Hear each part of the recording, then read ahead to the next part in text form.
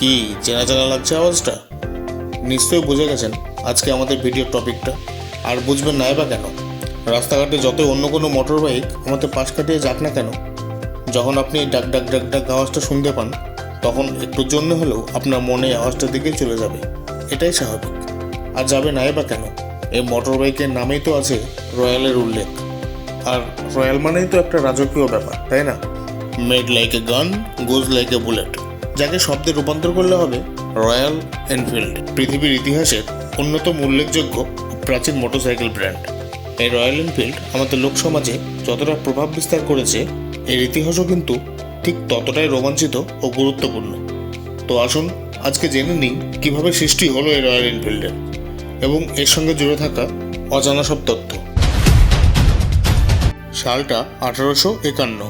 ইংল্যান্ডের রেডডিস শহরে George Townsend নামক এক ব্যক্তি সেলাই মেশিনের ছুঁচ তৈরির কারখানা খোলেন এবং ধাতুর কাজের জন্য যে মেশিনগুলো বসান, সেই মেশিনগুলো দিয়ে পরবর্তীতে 1882 সালে তার ছেলে বাইসাইকেলের যন্ত্রপাতি তৈরি শুরু করেন। তাদের এই যন্ত্রপাতির ব্যবসাতে লাভ হওয়ার কারণে 1886 সালে তারা টাউনসেন্ড অ্যান্ড এক্সারসাইজ নামক বাইসাইকেল কোম্পানি চালু করে। কিন্তু দুর্ভাগ্যবশত 1891 সালে তাদের সেই ব্যবসা প্রচণ্ড ক্ষতির সম্মুখীন হয়। ফলে টাউনসেন্ড হতাশাগ্রস্ত হয়ে পড়েন এবং তার কোম্পানির পরিচালনার দায়িত্ব তুলে দেন অ্যালবার্ট এডি ও রবার্ট ওয়াকার স্মিথের হাতে। 1892 সালে অ্যালবার্ট কোম্পানির নাম বদলে রাখেন এডি ম্যানুফ্যাকচারিং কোম্পানি লিমিটেড এবং সূক্ষ্ম যন্ত্রপাতি প্রস্তুতের কাজ শুরু করেন। এরপর 1896 সালে মিডলসেক্সের এনফিল্ড শহরের রয়্যাল স্মল আর্মস ফ্যাক্টরির জন্য যন্ত্রপাতি কন্ট্রাক্ট পান এডির কোম্পানি এবং এখান থেকে জন্ম হয় রয়্যাল এনফিল্ড নামের। এই বছরেই তারা new Enfield cycle company limited নামে একটি কোম্পানি কিনে নেয় এবং 1897 সালে সাইকেল তৈরি শুরু করেন।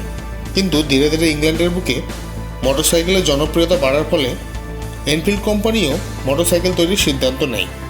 অবশেষে টানা 2 বছর চেষ্টার পর এনফিল্ড 1901 সালে প্রথম 239 সিসির মোটর বাইক বাজারে নিয়ে আসে। তখন থেকে আজ অবধি আর রয়্যাল এনফিল্ডকে পিছনে ফিরে তাকাতে হয়নি। 1910 সালে 297 সিসির V2 ইঞ্জিন এবং পরবর্তীতে 1911 সালে সেটিকে 344 সিসি করে আরও একটি বাইক বাজারে নিয়ে আসে রয়্যাল এনফিল্ড। এরপর 1912 সালে 770 CC V2 zap engine model 180 বার করে রয়্যাল এনফিল্ড, যার সাথে সাইড কার যুক্ত করার ফেসিলিটিও ছিল।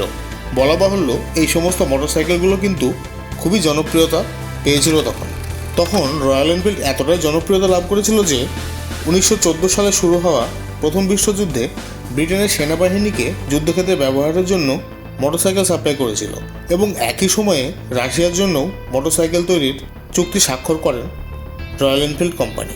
এই বাইকগুলোতে এনফিল্ড 225 সিসি 2 স্ট্রোক সিঙ্গেল ও 825 সিসি V2 ইঞ্জিন ব্যবহার করেন এবং যুদ্ধক্ষেত্রে ব্যবহারের জন্য এতে একটা করে সাইড কার ও মেশিন গানও যোগ করা হয়। এরপর 1921 থেকে 1930-এর মধ্যে রয়্যাল এনফিল্ড ইঞ্জিনের উন্নয়ন ঘটিয়ে আধুনিক রয়্যাল এনফিল্ড বাইকের ডিজাইন তৈরি করে। এরপর 1939 সালে শুরু হয় দ্বিতীয় বিশ্বযুদ্ধ এবং স্বাভাবিকভাবেই আবারও রয়্যাল এনফিল্ড ব্রিটিশ সরকারের সঙ্গে নতুন চুক্তি স্বাক্ষর করে। এবার তারা আরও উন্নত মিলিটারি গ্রেড মোটরসাইকেল তৈরি করে, যার মধ্যে সবচেয়ে জনপ্রিয় ছিল রয়্যাল এনফিল্ড WD এবং রয়্যাল এনফিল্ড RE। এটি এমনভাবে ডিজাইন করা হয়েছিল যাতে যুদ্ধের সময় প্লেন থেকে প্যারাশুটে করে যুদ্ধক্ষেত্রে নামানো যায় এবং এই মোটরসাইকেলটি সব ধরনের রাস্তাতেই সমানভাবে চলতে পারদর্শী ছিল। 1946 থেকে 54 সালে রয়্যাল এনফিল্ড কিছু যুগান্তকারী বাইক ডিজাইন করে এবং এই সময়েই জন্ম হয় অন্যতম বিখ্যাত বুলেটের। বুলেট 350 ও 500 সিসি খুব অল্প সময়েই জনপ্রিয় হয়ে ওঠে। এরপর আসে রয়্যাল এনফিল্ড সুপার মিটিয়র ও 750 সিসির সুপার মিটিয়র কনস্টেলেশন। ইংল্যান্ডের থেকেও রয়্যাল এনফিল্ড যে ইন্ডিয়াতে জনপ্রিয়তা বেশি লাভ করেছে তার বলার অপেক্ষা রাখে না। তখনকার দিনে ভারতীয় সামরিক বাহিনীও এমন একটি মোটর বাইক চাইছিল যা হবে দ্রুতগতি সম্পন্ন এবং সব পরিবেশে ও সব ধরনের রাস্তাতেই সমানভাবে চলতে পারে, যাতে ভারতের বিস্তীর্ণ সীমান্ত অঞ্চল পাহারা দেওয়া সম্ভব হয়। এবং বুলেট 350 ছিল একেবারে মনের মতো। ফলে ভারতীয় সেনাবাহিনী রয়্যাল এনফিল্ডের থেকে 800 ইউনিটের অর্ডার দেয়।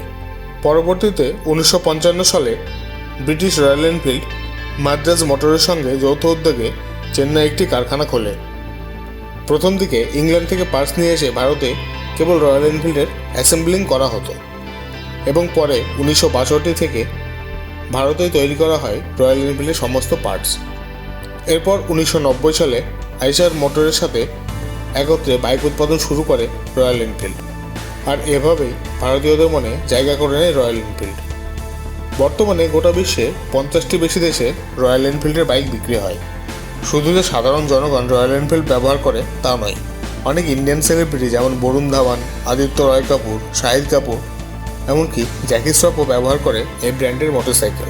এমনকি ব্র্যাড পিটের অস্কারজয়ী cinema the Curious Case of Benjamin বাটনেও ব্যবহার করা হয়েছিল রয়্যাল এনফিল্ড। তো আপনার মনে প্রশ্ন আসতেই পারে, কী এমন কারণ যা রয়্যাল এনফিল্ডকে পপুলার করেছে? কেনই বা এই বাইকের চাহিদা এতটা বেশি? এর কারণ হলো রয়্যাল এনফিল্ডে রয়েছে উচ্চ গতি, মাইলেজ এবং টেকসই ক্ষমতা। সমতল থেকে শুরু করে তুষারাবৃত পাহাড়ি রাস্তা, কর্দমাক্ত জমি থেকে শুরু করে শুষ্ক মরুভূমি, সব রাস্তায় সমানভাবে চলতে পারে রয়্যাল এনফিল্ড। আধুনিক বাইক ডিজাইনের যুগে ভিনটেজ লুকের বাইক হওয়ার কারণে রয়্যাল এনফিল্ডের রোড প্রেজেন্সও আকর্ষণীয়। বর্তমানে রয়্যাল এনফিল্ডের ভারতীয় বাজারে 8 রকমের মডেল আছে। এগুলো হলো bullet 350, classic 350, meteor 350, Hunter 350, Himalayan Scram 411, interceptor 650 এবং কন্টিনেন্টাল জিটি 650। বলা বাহুল্য, অনেকটা একই রকম লুকের কারণে ইন্টারসেপ্টর 650 ও কন্টিনেন্টাল জিটি 650কে টুইনও বলা হয়ে থাকে। রয়্যাল এনফিল্ড তাদের 120 বছর পূর্তি উপলক্ষে গোটা বিশ্ব জুড়ে মাত্র 480 ইউনিট ইন্টারসেপ্টর 650 ও কন্টিনেন্টাল জিটি 650-এর স্পেশাল এডিশন মডেল লঞ্চ করেছিল EICMA 2021 মোটর শোতে। 480টি ইউনিটের মধ্যে ইন্ডিয়া মার্কেটের জন্য ছিল মাত্র 120টি ইউনিট এবং বাকিগুলো ইউরোপ, US, সাউথ ইস্ট এশিয়াতে বিক্রি হয়। তো একটু ভেবে বলুন তো, এই 120টি ইউনিট বিক্রি করতে রয়্যাল এনফিল্ডে কতদিন লেগেছিল? দিন নয়, মাত্র 120 সেকেন্ড। কি অবাক হচ্ছেন? হ্যাঁ, মাত্র 120 সেকেন্ডেই অনলাইন বুকিংয়ে সব বাইক বিক্রি হয়ে যায় রয়্যাল এনফিল্ডের 120 বছরের স্পেশাল এডিশনের। তো এটাই হলো রয়্যাল এনফিল্ড। তাহলে আন্দাজ করতে পারছেন তো যে এর পপুলারিটি কতটা? সে 18 দশকে যাত্রা শুরু করে নানা ইতিহাসের সাক্ষী এই রাজকীয় মোটরসাইকেল।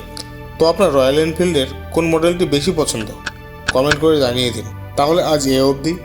খুব শীঘ্রই দেখা হচ্ছে নতুন কোনো ভিডিও নিয়ে। আর ভিডিওটি যদি ভালো লাগে তাহলে তোমার রয়্যাল এনফিল্ড পাগল ফ্রেন্ডদেরকে শেয়ার করে দিয়ে তাদের পাগলামিটা আরও বাড়িয়ে দাও। আর সাথে এই ভিডিওতে একটি লাইকও করে দিও। সবাই ভালো থেকো। তাহলে চললাম।